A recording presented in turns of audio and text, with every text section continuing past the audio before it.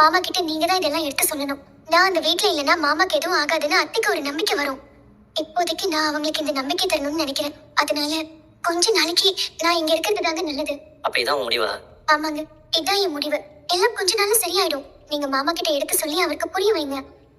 இத்தனை நாள் அந்த ஃப்ராடு பொம்பளை சொன்னதெல்லாம் என் அம்மா தான் நம்பிட்டு இருந்தாங்க. இப்ப நீ பேசுறதெல்லாம் பார்த்தா நீயும் அதை நம்ப ஆரம்பிச்சியோன்னு தோணுது. ஏங்க, நான் நம்புறேன் நம்பல அது இப்ப முக்கியம் இல்லைங்க. நான் அங்க இல்லாம இருந்தா அத்தைக்கு ஒரு பயம் இல்லாம இருக்கும்ல. நீ எல்லாமே எப்படிமே நாங்க இருப்பேன். கொஞ்ச நாள் தாங்க எனக்காக.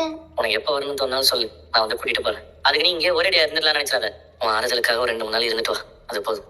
நான் கிளம்புறேன். பார்த்து பத்திரமா போயிட்டு வாங்க. ஏ மீனா, மாப்பிள்ளை தான் கூப்பிட்டாரு, நீ போயிருக்கலாம்ல. நான் சொல்றதுல இருக்க நியாயத்தை அவர் புரிஞ்சுக்கிறதால தான் என்ன அவர் எங்கேயும் விட்டுட்டு போறாரு. ஏன்டி இப்படி பண்ற? அம்மா, நான் அங்க இருந்தா மாமாக்கு ஏதாவது ஆயிடுமோன்னு அத்தை பயப்படுறாங்கம்மா. நான் என்னம்மா பண்ண முடியும்? அதுக்கு எத்தனை நாள் தான் நீங்க இருக்க முடியும்? அதுதான் உன் வீடு. உன் மாமியார் நிரந்தரமா நீ இங்கதான் இருக்கணும்னு நினைப்பாங்க. அதை பத்தியெல்லாம் எனக்கு தெரியலம்மா. ஆனா இப்போதைக்கு நான் இங்க இருக்கிறது தான் எல்லாருக்கும் நல்லது. ஏண்டா, இன்னும் அவனுக்கு புத்தி வரலையா? இதுக்கு மேல இந்த வீட்டுல பெருசா ஏதாவது நடக்கணுமா என்ன? போனவ போட்டுன்னு விடாம இவன் எதுக்கு கிளம்பி போனா? அவனுக்கு அவதான் முக்கியம்னா அவனையும் அங்கேயே இருக்க சொல்லு. ஐயா, இந்த வீட்டுல இருக்கிற எல்லாருமே வெளியே போயிடணுமா? ஸ்ருதி, வா ஸ்ருதி. இப்போவாது வந்தியே.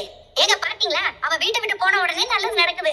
ஸ்ருதி நம்ம வீட்டுக்கு வந்துட்டா. நான் அங்கிள பாத்துட்டு போலாம் தான் ஆண்டி வந்தேன், அவ்வளவுதான். ஏய், ரோட்ல போற எல்லாருமே அடிபட்டு இருக்காங்க. நேரம் சரியில்லைன்னா இப்படிதான் ஆகும்.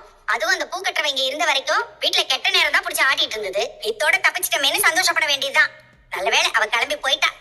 மீனா வீட்டுல இல்லையா? அப்பாக்கு இப்படி ஆனதுல அண்ணி அவங்க வீட்டுக்கு போயிட்டாங்க. அவங்க எதுக்கு போகணும்? அவ இங்க இருந்திருந்தா என் தாலிக்கு தாமா ஆபத்து. அவ போனதே நல்லதுதான். ஏய், என்னடா பேசுறீங்க? இப்ப நீ என்ன சொன்னமா? ஒண்ணும் இல்ல ஆண்டி. உடனே திட்டினா திட்டுனியா?